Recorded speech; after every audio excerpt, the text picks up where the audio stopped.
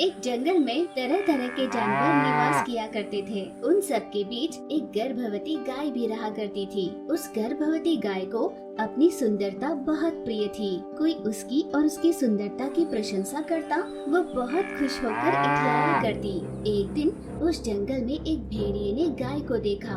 अरे वाह, ये गाय कितनी खूबसूरत है। किसी न किसी तरह मुझे इस गाय को तो खाना ही होगा, पर वो अभी पेट से है। उसके बछड़े का मांस तो और भी मुलायम और स्वादिष्ट होगा, और मैं उस पर जब हमला करने जाऊंगी तो वो पलटवार भी नहीं कर पाएगा। पर उसे खाने के लिए मुझे पहले उसकी मां को अपनी बोतल में उतारना होगा। हर कोई मुझे बांझ बांझ कहकर चिढ़ा रहा था। बस उस एक ही वजह से मैंने बच्चे को जन्म देने का फैसला लिया। मुझे अपनी खूबसूरती के साथ समझौता करने की कोई इच्छा नहीं थी। वैसे यहाँ मुझसे ज्यादा खूबसूरत तो कोई नहीं। हाँ, पर जो मेरा बच्चा होगा वो मेरे जितना खूबसूरत होगा, और अगर ऐसा ना हुआ मेरी क्या इज्जत रह जाएगी। यूँ वो मन ही मन सोच ही रही थी कि भेड़िया उसके पास आ गई। अरे दोस्त, दूर से तुम्हारे कांतिमय शरीर को मैंने सोना समझा, इसीलिए देखने के लिए दौड़ी चली आई। पर यहाँ आकर देखा, ये तो तुम हो। प्रशंसाओं से खुश होकर भूल जाने वाली गाय को जैसे ही भेड़िए ने तारीफों में ऐसा कह दिया, गाय उसके साथ दोस्ती करने की इच्छुक हो गई। भेड़िया धीरे धीरे गाय से दोस्ती बढ़ाने लगी, पर गाय भेड़िए की प्रशंसाओं को सुनने के लिए हर समय उसी के साथ घुमा फिरा करती। यूं ही कुछ दिन बीते। गाय ने एक बछड़े को जन्म दिया, पर उस बछड़े ने लंबी टांगों के साथ जन्म लिया था। अपने बछड़े की ओर देखकर, अरे रे, ये क्या, ऐसी लंबी टांगे, ये कितना कुरूप है। मुझ जैसी इतनी सुंदर माँ का इतना कुरूप बच्चा भला कैसे हो सकता है। बछड़ा माँ के पास दूध पीने के लिए आ रहा था। अरे रे, चली जा यहाँ से, दूर हो जा मेरी नजरों से, तुम चली जाओ यहाँ से। माँ की दुख पाकर बछड़ा दुखी होकर माँ से दूर जाने लगा। भूखा प्यासा वो बछड़ा जंगल में यूं ही भटक रहा था। तभी उसका सामना एक दूसरी गाय से हुआ। अरे रे, क्या तुम यहाँ जंगल में भटक गए हो? अपनेपन से पूछने पर बछड़े ने उसे सारी बात बताई।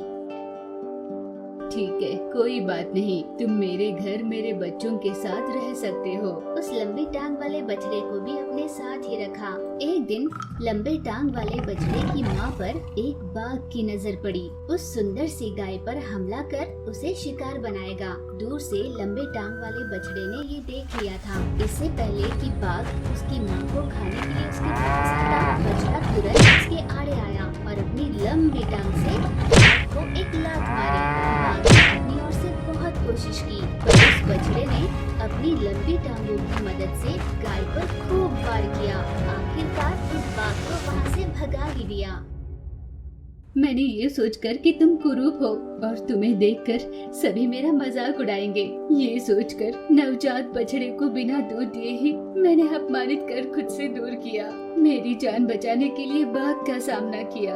माँ, जिन लंबी टांगों को देखकर तुमने कुरूप कहकर मुझे खुद से दूर किया था, आज उसी लंबी टांगों की वजह से मैं तुम्हें उस बाघ का शिकार बनने से बचा पाया। मान लो अगर मैं साधारण बछड़े की तरह ही पैदा होता तो आज तुम उस बाघ का शिकार बन गई होती माँ, और मैं भी तुम्हारे उस दोस्त भेड़िए के हाथों कब का मर चुका होता।